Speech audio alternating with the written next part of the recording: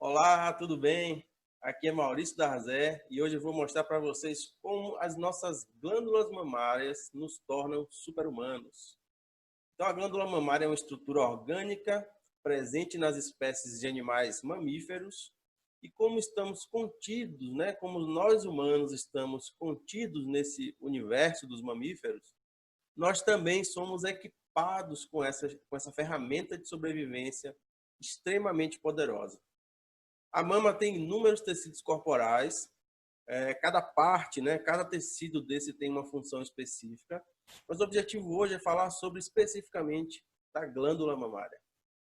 E a glândula mamária é essa estrutura, né, aqui que a gente está vendo dentro de todo o complexo da mama. Então, na mama a gente também tem outros tecidos, como tecido gorduroso, tecido muscular, né? Abaixo deles a gente tem as costelas, a gente tem a pele e a epiderme da mama. Nós temos os ductos excretores da mama, que são esses filamentos, esses fios aqui, ó, que vão levar o leite da glândula para o ducto. Então, hoje a gente vai se concentrar nisso aqui, nesse órgão aqui chamado glândula mamária. Então, a função dela não é dar as características de um corpo feminino, até porque os homens também são dotados de glândula mamária. A função delas é produzir leite, né, para fazer a produção, a lactação, e isso tem um papel gigantesco na forma como nossos antepassados, animais, por exemplo, em desenvolvimento, conseguiram sobreviver. O leite produzido pelas glândulas mamárias é tão importante que é considerado o alimento mais completo. A gente vai ver que existe até uma relação evolutiva entre o ovo e a glândula mamária. Então, é o único alimento necessário para que a vida possa se desenvolver, né? O leite. Basta o leite para que a vida possa ter seu fluxo continuado, né? Seu fluxo de desenvolvimento e crescimento. Então, o leite data de centenas de milhões de anos, né? Em relação à evolução do nosso planeta e dos animais. Data da época que os primeiros animais pisaram em terra firme. Muitos estudos vêm tentando desvendar, descobrir a origem da glândula mamária. E como a glândula mamária ela não fossiliza, né? Ela não é como um osso que você consegue ver lá os restos mortais, né? Através da fossilização dos ossos. Como ela não fossiliza, isso ficou um pouco mais difícil. Não foi uma tarefa assim muito fácil para os cientistas, não. E aí a alternativa mais viável de pesquisa se tornou e se voltou para o DNA. Então, através do estudo do DNA, né? O DNA, como a gente sabe, é uma cascata de acontecimentos que vai sendo registrado ali nas hélices do DNA, e isso vai ficando gravado para a posteridade, para as próximas evoluções. E aí esses estudos que eu vou citar aqui, né? Um deles, inclusive, do cientista Olav Hofstadter, do Instituto Smithsonian de Pesquisa Ambiental nos Estados Unidos, levou ele a desenvolver a tese de que as glândulas mamárias já tinham sido desenvolvidas antes de os primeiros animais caminharem na Terra. Embora hoje consideremos a lactação uma característica única dos mamíferos, creio que as glândulas mamárias têm uma origem muito mais antiga, né, diz o próprio Hofstadter. Então, esse pesquisador, ele vê a origem dessas glândulas aí nos primeiros animais a deixarem as águas, como eu falei, a caminharem em meio terrestre.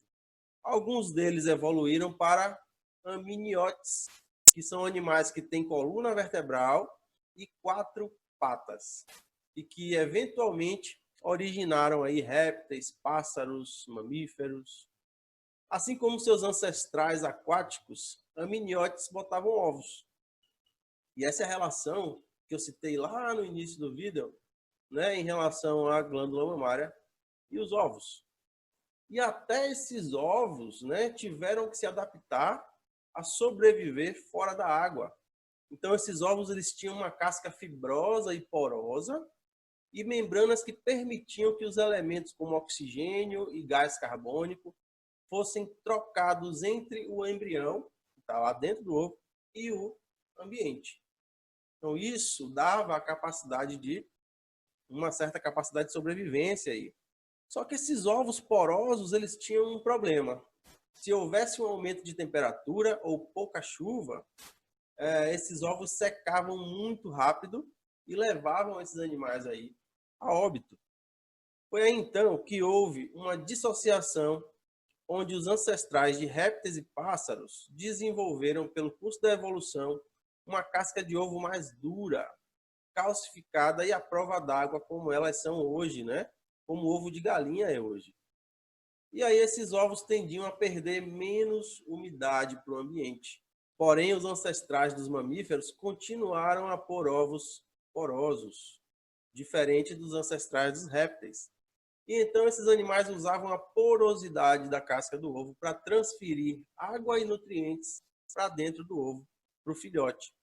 Então os pesquisadores acreditam que os amnióticos usavam glândulas para secretar esses líquidos e que seria fácil para os filhotes se alimentarem dessa secreção mesmo depois desses ovos se chocarem. Alguns anfíbios, como espécies de sapo, por exemplo, transferem seus filhotes depois que eles chocam, né? Depois que eles saem dos ovos, transferem eles para a água por contato com o corpo e pela produção de secreções específicas para isso. As fêmeas, por exemplo, da cobra cega, desenvolvem na superfície do seu corpo uma espécie de gordura ou de depósitos gordurosos que os filhotes raspam com os dentes para se alimentar. E aí isso já pode ser considerado uma forma primitiva de amamentação. Então, de alguma forma, essas secreções se tornaram aí depois, no curso da evolução, o leite materno. Isso principalmente porque os filhotes começaram a preferir a busca pelos nutrientes secretados pelas glândulas maternas do que aquelas presentes na gema do ovo, por exemplo. E aí, então, a partir desse estímulo, as glândulas aí, essas glândulas, né, que eram secretoras de muitas coisas, começaram a se diferenciar e algumas ficaram responsáveis pelo controle de temperatura corporal e umidificação corporal, e outras, né, que foi o caso da glândula mamária, se especializaram em produzir o leite materno. E não é novidade que nós, mamíferos, somos animais de grupo, animais de vínculo. Então, todo esse vínculo materno que a gente vê hoje tem origem nesse período da evolução, onde havia uma necessidade muito grande aí em relação à sobrevivência. Os mamíferos, eles se regulam no grupo, eles se regulam através do outro, né? Nós, mamíferos, a gente se regula pelo bando. E os filhotes se regulam com o vínculo com a mãe, né? Pelo vínculo com a mãe. E aí, então, toda a história envolvida na formação das glândulas mamárias gira em torno de preocupação com a sobrevivência do ninho. Então, a gente pode ter já entendido um pouco disso, né? Quando na origem da evolução, para fazer o seu filhote sobreviver, né? O próprio animal, o próprio ambiente, né? Foi moldando e especializando a forma como eles nasciam e a forma como eles se mantinham nutridos. E aí esses animais tiveram que criar estratégias para que seus filhotes sobrevivessem. E daí que vem o superpoder da glândula mamária, que tem sua função básica associada à sobrevivência do seu filhote após o nascimento, mas em outras condições de sobrevivência também tem uma função suplementar. E toda vez que eu falo suplementar, é uma função aumentada ou uma hiperfunção em relação àquela função que ela já faz.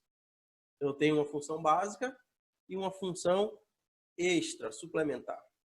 E aí a codificação que ficou gravada no DNA das glândulas mamárias foi que toda vez que há uma situação de preocupação de sobrevivência relacionada ao ninho, essa estrutura precisa produzir leite. Então, toda vez que uma fêmea, né, via o seu filhote, o seu ninho ameaçado, aquilo dava um estímulo para a produção de leite, para que ela pudesse salvar nutricionalmente esse filhote que estava se desenvolvendo. Isso quer dizer que a glândula mamária tem uma função básica, mas se precisar ativar o funcionamento dela, mesmo não estando na fase de amamentação, ela pode fazer isso. E quando uma mãe vê o seu filhote numa condição de risco de vida, por uma questão de saúde ou por um acidente, as suas glândulas mamárias recebem um impulso instintivo para se preparar para nutrir esse filhote e salvar a vida dele. E é claro que isso acontece em nós humanos também, né? Se vivemos uma situação que coloca em risco a saúde ou a vida de algum indivíduo desse ninho nosso, como filhos, por exemplo, a nossa glândula mamária entra em ação para nos ajudar, né, a resolver essa situação aí. Nessa imagem aqui, por exemplo, tem duas bolsas de leite materno mostrando a diferença entre um leite materno de uma mãe que não está vivendo uma situação de risco à integridade do seu ninho e outra bolsa mostrando o leite dessa mesma mãe que está passando por uma situação de preocupação com o seu filho que acabou de nascer. Então, a do lado esquerdo mostra a imagem de uma ordenha durante uma noite tranquila, sem problema. E a do lado direito mostra uma bolsa de uma ordenha onde ela passou por uma preocupação com a cria dela. Então, em palavras dela mesmo, nessa madrugada eu notei que por volta das 3 da manhã, minha filha estava congestionada, irritada e espirrando muito. Provavelmente um resfriado. Quando acordamos no dia seguinte e extraí o leite, como sempre faço, ele estava diferente. Ele estava mais alaranjado, estava mais encorpado. Então você nota um leite com um potencial nutritivo aumentado. Então o que foi que aconteceu para que esse leite mudasse, né? De uma forma para outra aí. Então o que aconteceu foi que na hora que ela se assustou com a condição da filha, as células das glândulas mamárias começaram imediatamente um processo de multiplicação celular para aumentar o tamanho da glândula e assim aumentar a capacidade nutritiva e quantidade de leite produzido. E assim que a preocupação vai embora, as glândulas mamárias elas começam a voltar para o seu tamanho normal. Elas desligam esse superpoder que a glândula tem e elas começam a voltar para o seu tamanho original. Porque o custo metabólico, né, para o organismo de manter um aumento de função de uma glândula é muito alto. Então, isso não pode ficar ativo durante muito tempo. Isso não é exclusivo, lógico, da mulher. Nós, homens, também temos essa capacidade. Porém, é muito mais da natureza feminina ter esse tipo, né, de contato e de preocupação. Então, eu espero que vocês tenham gostado desse vídeo. Muito obrigado.